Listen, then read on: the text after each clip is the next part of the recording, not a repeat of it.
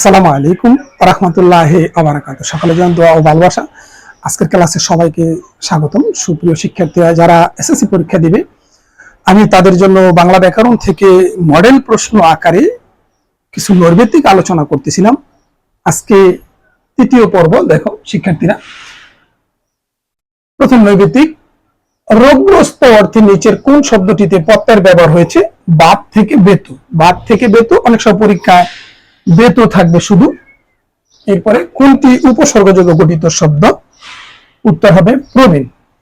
কোনটি উপসর্গযোগে গঠিত শব্দ? উত্তর হবে প্রবীণ।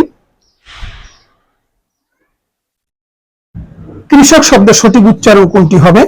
কৃষক শব্দের সঠিক উচ্চারণ কৃষক। কৃষক শব্দের সঠিক উচ্চারণ কোনটি হবে?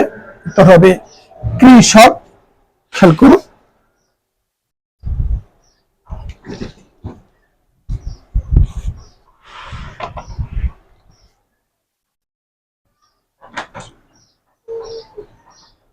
নিচের কোনটি সাধুরীতির ক্রিয়াপদ? করিল। নিচের কোনটি সাধুরীতির ক্রিয়াপদ?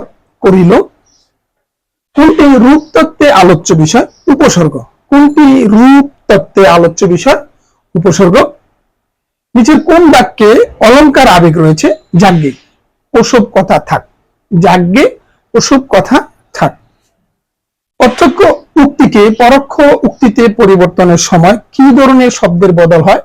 কাল ও স্থানবাচক শব্দের পরিবর্তন হয়। প্রশ্ন বোঝাতে কোন যুক্তি চিহ্নের ব্যবহার হবে? প্রশ্ন চিহ্ন বা প্রশ্নবাচক চিহ্ন অথবা প্রশ্নসূচক চিহ্ন।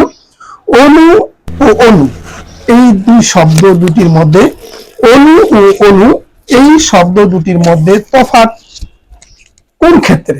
বানানে ও অর্থে। বানানে ও অর্থে। ভাষার আঞ্চলিক বৈচিত্র্যকে কি বলা হয়? উত্তর উপভাষা। ভাষার আঞ্চলিক বৈচিত্র্যকে কি বলা হয়? উপভাষা। শিক্ষার্থীরা, তোমাদের সুস্বাস্থ্য এবং শিক্ষা জীবন উত্তরোত্তর সমৃদ্ধি কামনা করে আজকের মতো এখানে বিদায় নিচ্ছি। আসসালামু আলাইকুম ওয়া রাহমাতুল্লাহি ওয়া বারাকাতুহু।